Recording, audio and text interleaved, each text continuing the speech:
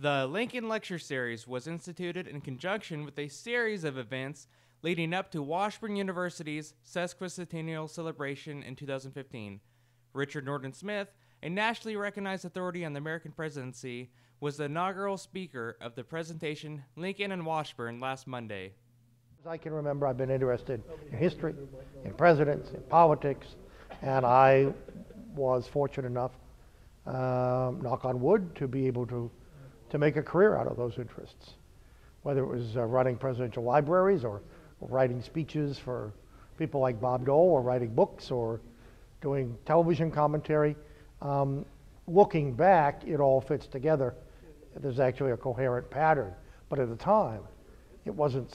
There was never a plan. I never said, I want to do this, and then I'll be able to do this, and then I'll be able to do that. It literally pretty much just happened. Smith says that when it came to writing his first book, it was something that just came naturally to him. My first major book was a biography of Tom Dewey, governor of New York, presidential candidate, someone who had been caricatured in history books and who I thought had to be more interesting, more complex than the caricature. And so there was that sense of a mission, if you will, of getting to the real Dewey and putting him in his historical perspective. It had not been done before. It was a congenial subject.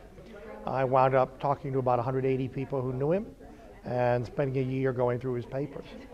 And then, of course, it's simply the project, the requirement of taking all that information and piecing it together in something like a coherent narrative.